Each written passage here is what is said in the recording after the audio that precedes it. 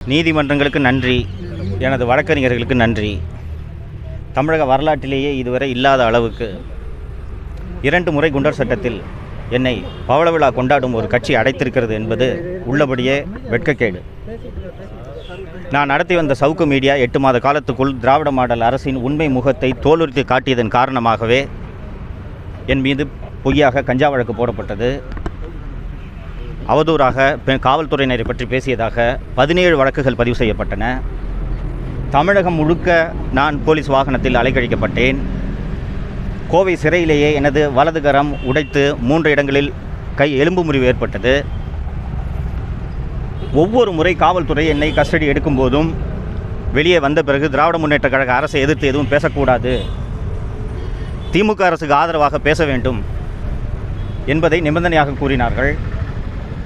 இந்த நிபந்தனைகளை நீங்கள் ஏற்றுக்கொண்டால் நாங்கள் உடனடியாக உங்களை விடுவிப்போம், அதை மீறினால் நாங்கள் 1 வருடத்திற்கு உங்களை வெளியே வரவிட மாட்டோம் என்று கடுமையான நெருக்கடி கொடுத்தார்கள்.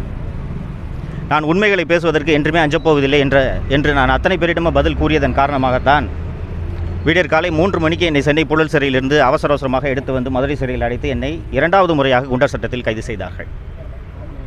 தமிழக முதல்வர் திரு மு க ஸ்டாலின் அவர்கள் விமர்சனங்களை சந்தித்தவர் அல்ல, விமர்சனங்களை பார்த்து பழகியவர் அல்ல, விமர்சனங்களை பார்த்து வளர்ந்தவர் அல்ல.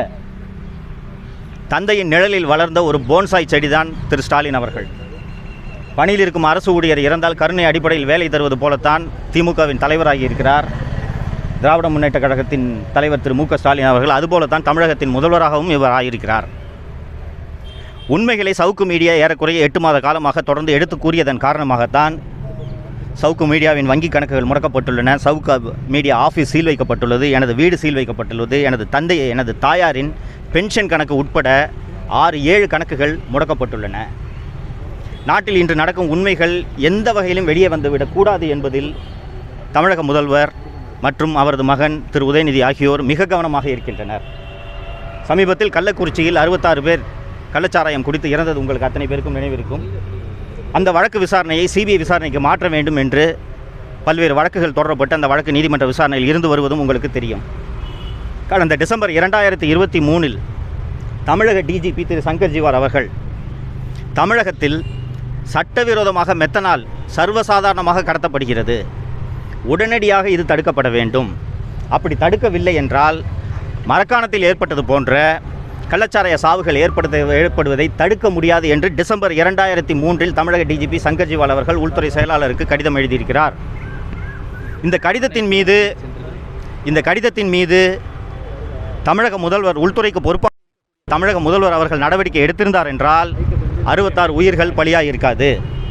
இதுபோல பல்வேறு உண்மைகள் தமிழக மக்களுக்கு தெரியாமல் மறைக்க வேண்டும் என்ற நோக்கத்துக்காக தான் சவுக்கு மீடியா முடக்கப்பட்டது. இன்று 4 நாட்களுக்கு முன்பாக தமிழக சட்டம் ஒழுங்கு கூடுதல் டிஜிபி திரு டேவிட்சன் அவர்கள் மீது பாஸ்போர்ட் ஊழல் தொடர்பாக பொதுநல வழக்கை தொடர்ந்த வராகி என்ற பத்திரிகையாளர் கைது செய்யப்பட்டுள்ளார். வராகி என்பவர் கைது செய்யப்பட்ட விவரம் இதுவரை பொதுவெளியில் தெரிவிக்கப்படவில்லை. அவர் மீதும் குண்டர் சட்டம் பாய்ச்சுவதற்கான நடவடிக்கைகளை சென்னை மாநகர காவல்துறை எடுத்து வருகிறது. இப்போது நான் ஏற்கனவே உங்களிடம் குறிப்பிட்டது போல எனது அலுவலகம் சீல் வைக்கப்பட்டுள்ளது, வீடு சீல் வைக்கப்பட்டுள்ளது, அலுவலகத்தில் இருந்த கேமராக்கள் பறிமுதல் செய்யப்பட்டுள்ளன.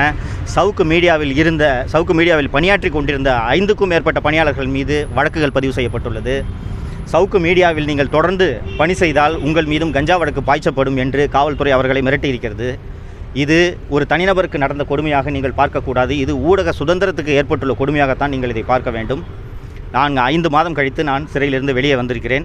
உங்களுக்கு ஏராளமான கேள்விகள் இருக்கும், இந்த கேள்விகளுக்கெல்லாம் நான் பின்னால் பதிலளிக்கிறேன். நீங்கள் இந்த 5 மாத காலம் என்னுடைய செய்திகளை எனக்கு இந்த நீதிமன்ற வழக்குகள் தொடர்பாக எல்லாம் தொடர்ந்து நீங்கள் செய்திகள் வெளியிட்டு எனக்கு நீங்கள் கொடுத்து வந்த ஆதரவுக்கு எனது நெஞ்சார்ந்த நன்றிகளை தெரிவித்துக் கொள்கிறேன். மீண்டும் தொடருமா? நிச்சயமாக தொடரும். ஒரு 2-3 மாத காலமாகும். நான் சொன்னது மாதிரி வங்கி கணக்குகள் முடக்கப்பட்டுள்ளன, ஆஃபீஸ்லேருந்து கேமராக்கள் பறிமுதல் செய்யப்பட்டுள்ளன, கம்ப்யூட்டர் பறிமுதல் செய்யப்பட்டுள்ளன. 25 பேர் பணியாற்றி கொண்டிருந்த இடத்தில் அவர்கள் வேலை இழந்து நிற்கிறார்கள். அவர்களுக்கு வேறு எந்த இடத்துலையும் வேலை இல்லை. ஒரு 2-3 மாத காலமாகும். அதற்கு பிறகு நிச்சயமாக சவுக்கு மீடியா தொடரும் என்பதில் அதுதான் என்னோட வேலை. 15 வருஷமாக தான் செஞ்சுட்டு இருக்கேன், தொடர்ந்து அதை செய்வேன். நான் பழைய வீரியம் இருக்குமா? சவுக்கு மீடியா தொடரும், நீங்கள் உங்களோட கேள்விக்கு என்ன பின்னணின்றதை நான் புரிஞ்சுக்கிறேன். 5 மாதம் ஜெயிலுக்கு போயிட்டு வந்திருக்கீங்க, இதே வீரியத்தோடு நீங்கள் செயல்படுவீங்களான்றதான் உங்கள் கேள்வியோட பொருள். இதே வீரியத்தோடு நிச்சயம் செயல்படுவேன். தமிழக மக்களுக்கு உண்மைகளை எடுத்து கூறுவதில் ஒரு நாளும் சவுக்கு மீடியா தயங்காது. இதெல்லாம் தொடங்குறதுக்கு கொஞ்சம் அவகாசம் ஆகும். அதுக்கு பிறகு உங்களை விரிவாக சந்தித்து நிறைய பேசுகிறேன். கோவை சிறையில் எனக்கு வந்து என்னோட கை உடைக்கப்பட்டது. மற்ற சிறைகள்லாம் என்னை கைதி போல தான் நடத்துனாங்க. வேற ஒன்றும் கொடுமை இல்லை. பத்திரிகை சுதந்திரம் இருக்குதா இப்போ தமிழகத்தில் பத்திரிகை சுதந்திரம் என்பது துளியும் இல்லை. தமிழக முதல்வராக இருந்த திரு கருணாநிதி அவர்கள் தன்னை பத்திரிகையாளர் என்று அடையாளப்படுத்திக் கொள்வதில் மிகவும் பெருமைப்பட்டவர். கடைசி வரை தன்னை பத்திரிகையாளர் என்று அவர் அழைத்து கொண்டவர். சிறு வயதிலேயே சிறுவனாக இருந்த பொழுதே கையெழுத்து பத்திரிகை நடத்தியவர். தலையில் சுமந்து கொண்டு முரசொலியை விற்றவர். கலைஞரின் மகன் என்று பெருமையாக சொல்லிக் கொள்ளக்கூடிய தமிழக முதல்வர் திரு ஸ்டாலின் அவர்கள் பத்திரிகை சுதந்திரத்தை குரல் வலையை நெரிப்பதில் முன்னணியில் இருக்கிறார். தமிழகத்தில் இன்று சுதந்திரமாக பத்திரிகைகள் செயல்பட முடியாத ஒரு அவலச்சூழல் நிலவுகிறது. இதை மாற்றுவதற்கான நாள் வெகு விரைவில் வரும். தமிழக மக்கள் தமிழகத்தை பிடித்துள்ள இந்த திராவிட மாடல் ஆட்சி என்ற சாபக்கேடு எப்போது முடியும் என்று காத்துக் கொண்டிருக்கிறார்கள். அதற்கான நாள் விரைவில் வரும். நன்றி நன்றி நன்றி நன்றி நன்றி நன்றி நன்றி. Thank you thank you thank you.